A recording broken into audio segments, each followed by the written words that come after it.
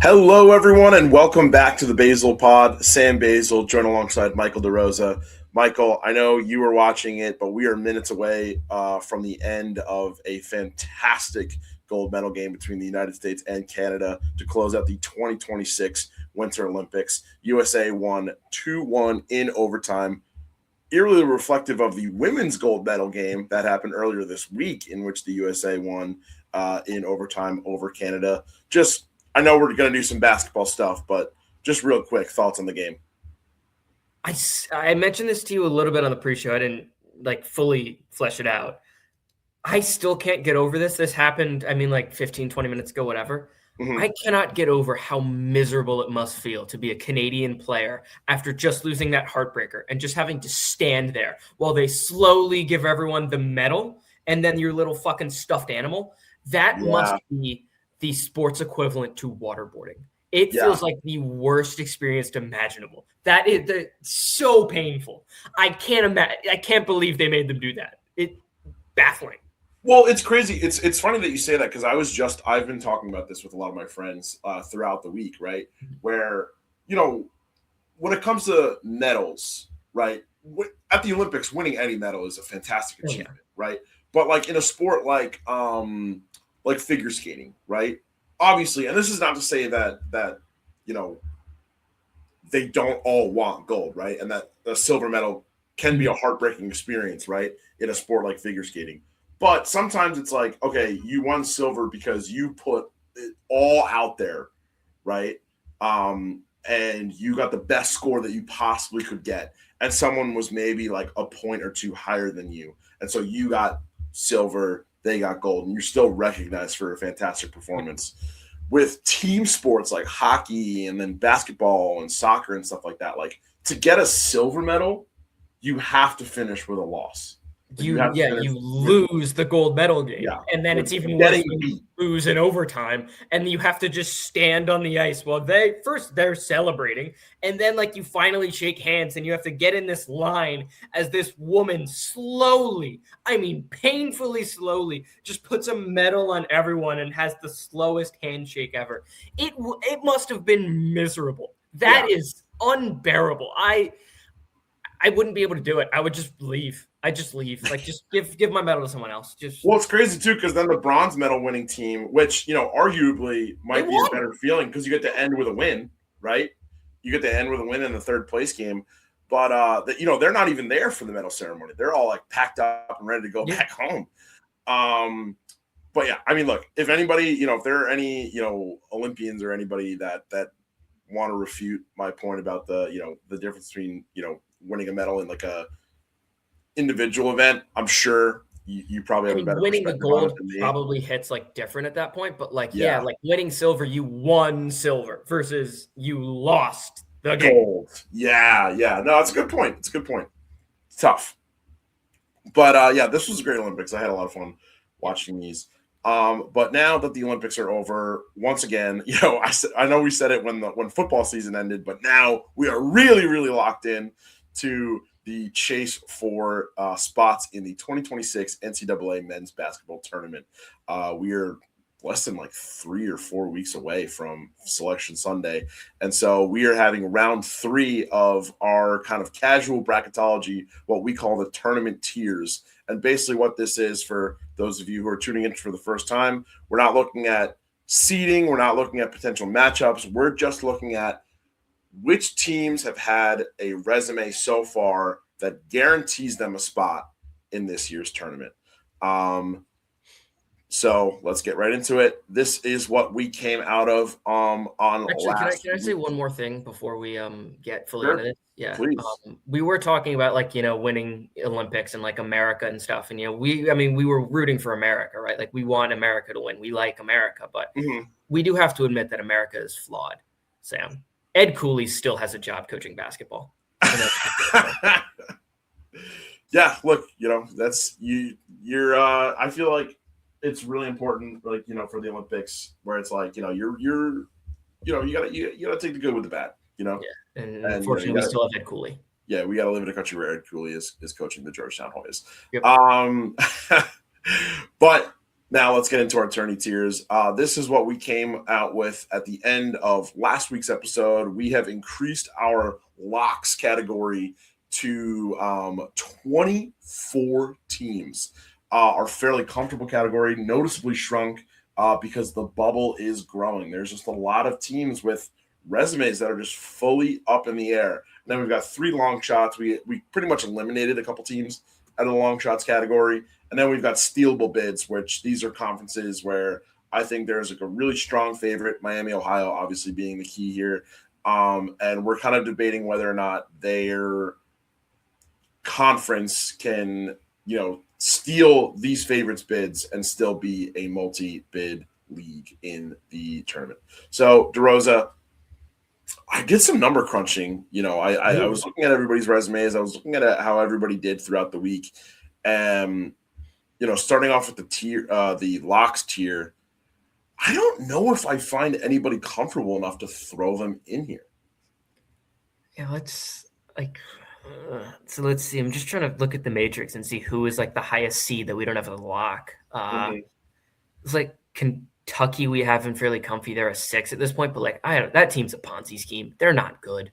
They're really not good. Granted, they got screwed last night, but in Q1 and Q2 games combined, they're 8-10. Is that a team that I think should be a lock to make the tournament? No, I don't.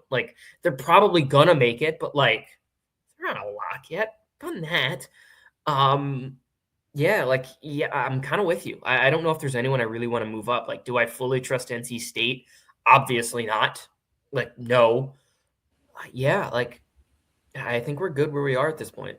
So I would like to highlight one team that made a considerable jump, but then they finished the week off with a kind of questionable loss on the road, and that's Utah State. Now, I was going to argue to move them to fairly comfy. Yeah. Yeah. So as of this morning, as you can see, Utah State is firmly in our bubble category. I think we actually dropped them from fairly comfy to the bubble last week, but which might have been a little bit, I guess, aggressive now looking at what they were able to do in the ensuing days. But they cracked the top 25 in the House Enterprise poll.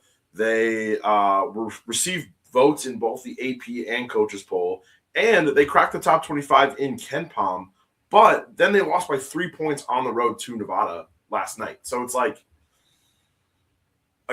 these everyone's getting there and then doing something that they just do a complete disservice to themselves, and they lose to a team like Nevada. So, like you said, fairly comfy. I would say so. Yeah, they're on the 7 line right now, I believe, in the matrix. Yeah, on the 7 line.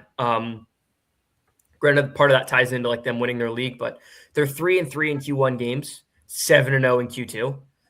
I think they have enough of a resume to be I don't think they're a lock yet, just because if this Nevada loss leads to more losses, of which I'm not certain it does, but at San Diego State, that's a really tough game on Wednesday. That's one I really want to watch. Then Grand Canyon, UNLV, I think they should win both. But if you lose one of those, then it starts to get a little greasy. But yeah, I think they're fairly comfortable. They're not a lock yet, but I think if they beat San Diego State, I think I would move them up to locks. But that's premature, and I don't think they win that game. So elsewhere in the fairly comfortable category, I think I'm ready to move Iowa back in out of the bubble. They had a pretty decent Nebraska. Win over Nebraska, which is a team that we've already got in the locks category. So, is there anything? Losses to Maryland and Purdue, if we want to talk about that. A 21-point loss to Purdue is not great, but then a 5-point win. How do you kind of reconcile those two results? And what do you come away with in terms of evaluating their resume? In terms of resume, we kind of talked about it last week, but they needed a huge win, and they got it against Nebraska. They needed to beat a team that is comfortably in the field. Other than that, their best win was probably UCLA. UCLA is a team, they're okay. They got UCLA also got a big win yesterday, but they're okay. But they needed a win against a team comfortably in the field. They got one against Nebraska. Now, as much as I love Bennett Sturts, and believe you me, I love watching Bennett Sturts play, I do not trust this Iowa team just because they are solely a one-man team. Bennett Sturts is their offense. They do not have a second option. They don't have a third option. They don't have a fourth option. It is Bennett starts. It's whatever he can create is how they score. So, yeah. Just and that's important to say too, because look, it's like I can give you a million teams that are built like that, right? That are good enough to make the tournament, but once they get in there, they have some trouble. So I mean, should Iowa get in? Do you see them maybe as a potential first round exit team? Yeah, they're a team. I mean, as of right now, they're on like that 8-9-ish line. Like if they're playing a team that can really guard the pick and roll and just get the ball out of Sturtz's hands just relentlessly, yeah, they could absolutely lose in the first round. But like they're on the same tier right now. Like they'd be playing, if you just look at the matrix, they'd be playing UCF. There is not a world in which I'm not taking Bennett Sturtz and Ben McCollum against Johnny Dawkins in that group of ragtag bunch. Like there's no world in which I would take UCF over Iowa. Like it's just not happening. So obviously depends on opponent, but yeah, like they're a team that I'm not going to be confidently picking in all likelihood. Key matchups for Iowa remaining this season: Wisconsin next, actually today. That's tipping off shortly, and then Ohio State. I mean, that'd be a good win, but it's not really needle moving. And then they finish off their season, their last two games of the regular season before the Big Ten tournament: Michigan and Nebraska on March 5th and March 8th. So obviously, Nebraska, a team they've already beaten. Michigan, a team that they could play close and really help boost their resume. Anybody else fairly comfortable? There's no one. Again, it's like a lot of these teams I really don't love. Let's see where. Yeah, it's Clemson. Clemson was the one that came to mind. Yes, Clemson right now did not crack the top 25 on the House Enterprise or the AP poll, but they did crack 24. In the coaches poll, and right now they're sitting at 40th in KenPom. But the thing is, they're riding a 4-game losing streak right now. Did you see what Underwood said after the game too?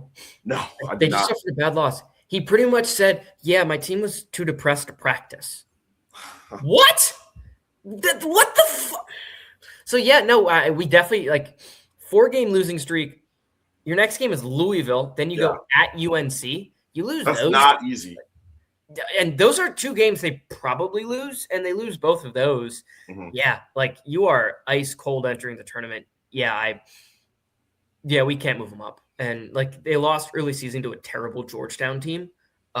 So yeah, we can't move them up. I think their best case is that Cincinnati win. I guess now on a neutral is kind of aging well. Same with Georgia. But yeah, no, you can't move that team up. No.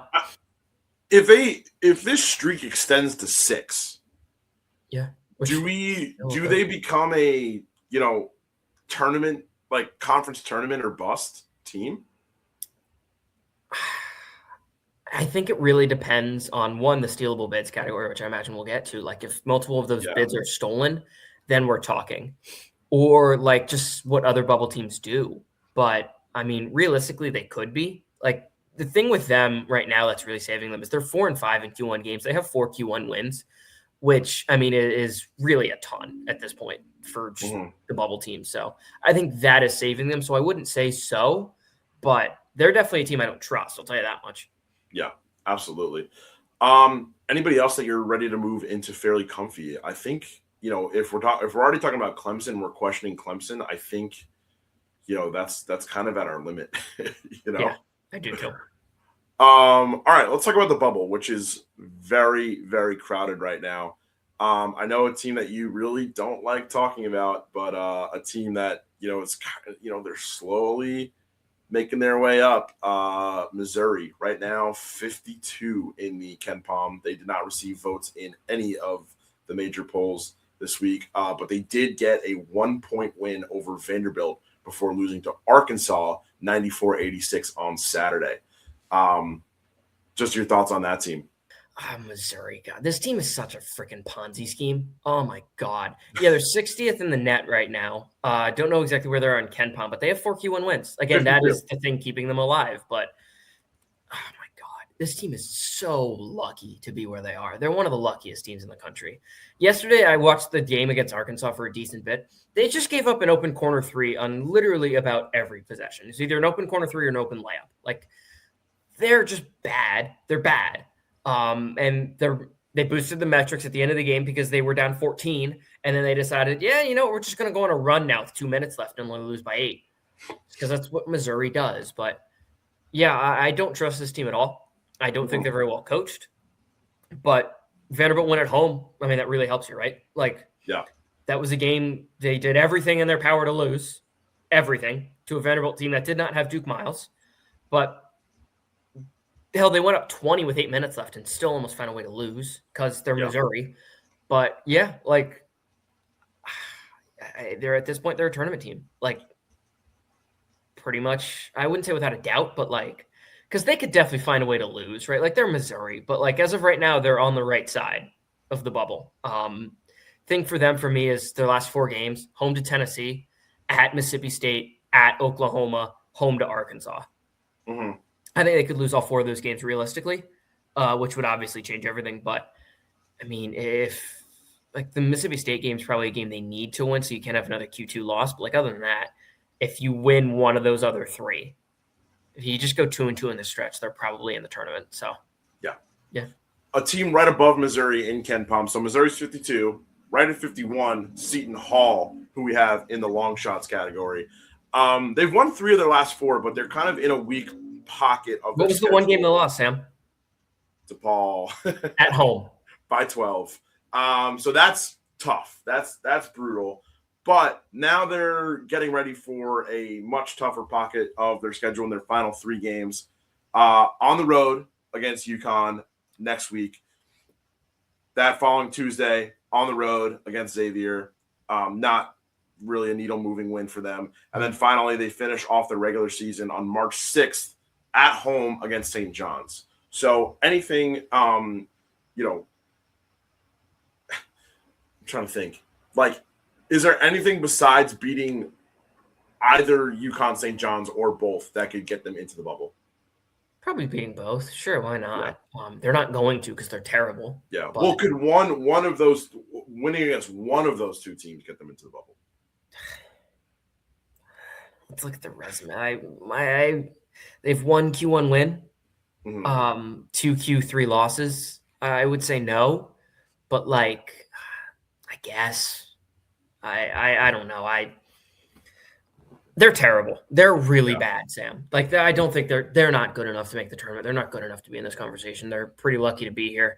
I would say, I mean, I guess if they win 1, someone will try to put them in the conversation. Like, the tweet, if they beat UConn, the tweet after the game is going to be, is Seton Hall back on the bubble? And then they're going to lose to Xavier by 20. They're not good, but I guess, sure, someone would talk about it. So, by definition, I guess we can keep them in long shots, but they're terrible. They're not. Yeah. They're not a tournament team. All right. Well, they scored 51 points against Georgetown. Yeah. They only beat a Butler team that literally did not have a guard by 7 points, and they just lost at home to DePaul by 12. They're not good enough to be in this tournament. They're in Big East play. Their offense, like, they're scoring less than a point per possession. They're just flat out bad. They're not a tournament team. They don't belong here. No, absolutely. And, sometimes, that Big East bias does creep in, and then that's why it does kind of keep them in the I would love for another Big East team to make the tournament, to have more than 3 Big East teams in the tournament, unless someone somehow wins the Big East tournament, which is not going to happen. Yeah. It's not happening. And it's not really Big East bias. It's more just like high major bias. You know what I mean? It's like, people want to talk about high major teams. All right, one team that I'm kind of questioning, maybe moving them down to long shots, or maybe just on the outside of the bubble. Long shots is too far. I think we're gonna have to split them back, the bubble back into inside bubble, outside bubble. Cal. Losses to Clemson, losses to Syracuse in double overtime, right?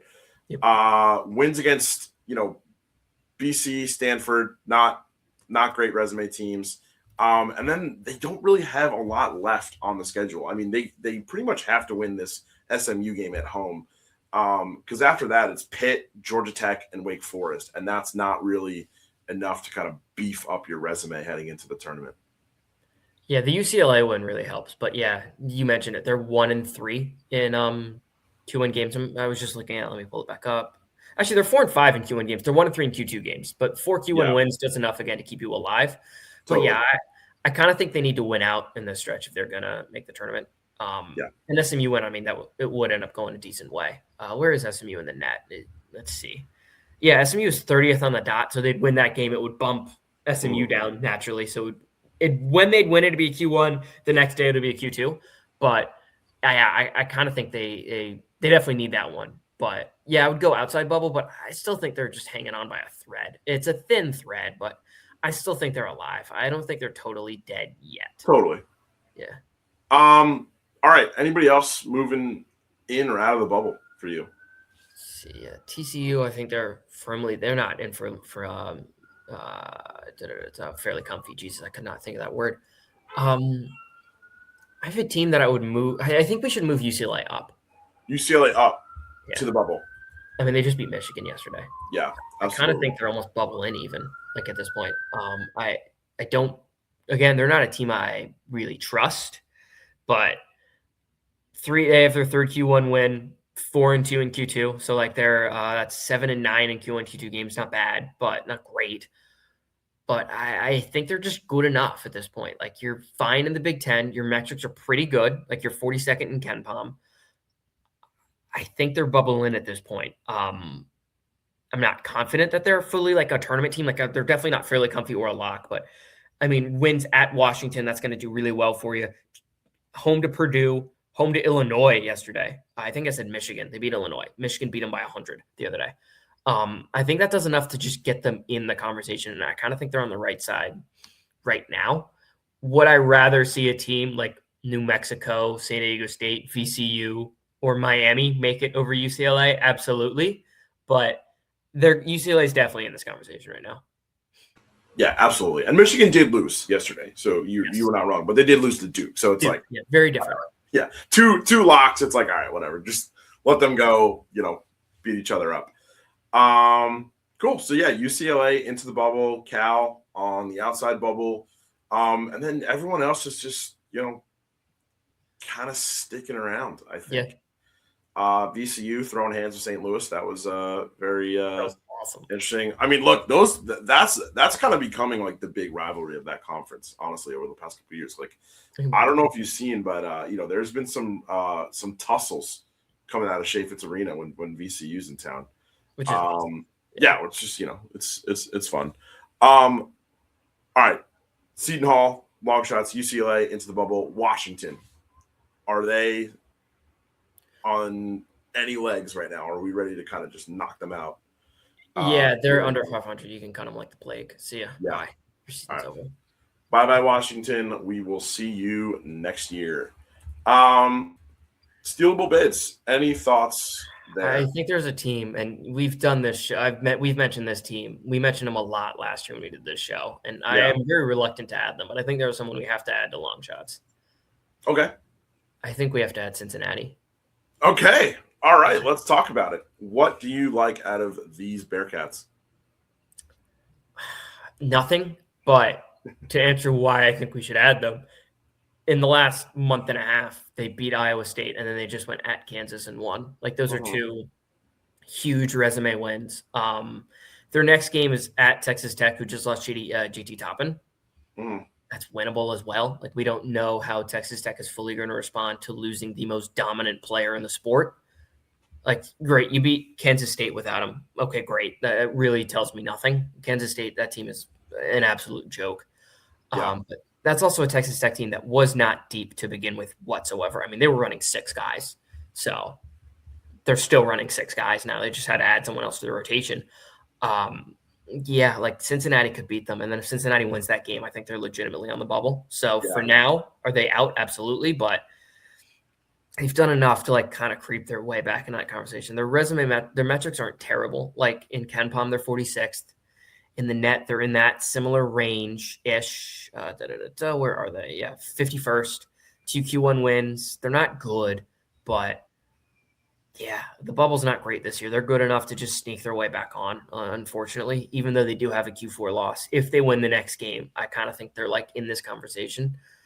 They're Yeah. probably the best 15-12 team that you could possibly be, right? Like looking at Yeah, their because resume. they're the thing they're worst at is winning games. Yeah. Actually, Auburn's a better 15-12 team. Yeah. But Auburn also sucks. Yeah, it's just like 15-12. I mean, projected to finish 17-14. Like 17-14 is not really an NCAA tournament team. Like that's not a high major NCAA. That's not an at-large I team. agree. But like I would so much rather see a mid-major over that. Yeah, but when you've got Iowa State and Kansas in that 17, like potential 17, like that's pretty good. Yeah, Pretty good. and if they go out and beat Texas Tech, like it's hard to deny. All right, let's throw them in the outside bubble. I'm okay with that. Yeah. And I think that's it. I think that's wrapping it up. Unless you had a stealable bid conference. I want to move. I want to go as far as to say there's no way Miami should like miss the tournament at this point. Yeah. Like Where it would be inexcusable to keep them out. And then I saw like Seth Davis tweet something like really trying to like convince people that should we keep Miami in the tournament? I mean, they haven't beaten anybody, and it's like they haven't because other teams declined to play them. They've won 27 straight games. If they lose 2 games, in my mind, if they lose 2 games and then lose in the conference tournament, of which I truly think Akron is going to win the MAC at this point, I still think they should be in. Like, I really do. But I mean, obviously, it's not how it's going to work. But they deserve to be in the tournament, man. You can't put together a body of work as good as they have and not make the tournament. I just think that would be truly insane. I think they belong, and I really hope we don't find a way to leave them out. And if we do, what's inevitably going to happen is we're going to talk about expanding the tournament because, man, we really have to include these mid-majors, and that's the argument they're going to use, and it would work because people are too stupid to realize that the NCAA would just still keep up mid-majors in the exact same situation. That's just more, it's more high major opportunity, more high major at-large opportunities. Yeah, but I mean, look, it would be ridiculous to have any 27-win team out of the tournament. Absurd. Like, absurd. Like, yeah. I mean, if they, let's say they, again, just 2-2, which I think is very conservative for the rest of their season. Let's say they go 2-2. Yeah. And then they lose in the conference tournament, like in the finale. They're probably going to have won 31 games. It'd be 31-3, and we'd be leaving a 31-3 team out of the tournament. Like, that's absurd. It's crazy. Yeah, so do we want to put them in fairly comfy then? I mean, they're almost like their own category. Yeah, I really think they are. Like, it would just be bubble in, I guess, just because I think teams would find a way to leave them out, and that would piss me off. They're like, we should create a new category where it's like committee litmus test. Yeah. Where it's like, I like that.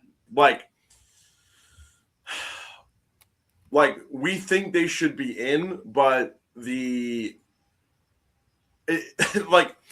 almost like a Supreme Court case where it's like, how Miami gets handled by the committee on Selection Sunday, like, is going to set a very interesting precedent. It could either be a good precedent for, the overall health and balance of college basketball, or it could be, like we're saying, it could be a precedent that just kind of shifts a lot more power to the top, which we were already in. The sport is already trying to do that.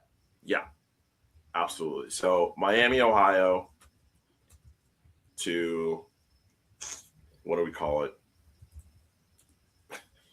To case study. So yeah, I think that's a pretty good update to our latest 2026 NCAA Tournament Tiers. DeRosa, before we sign off, anything you want to shout out, anything that any college basketball takes you've got on your mind lately that you want the floor for?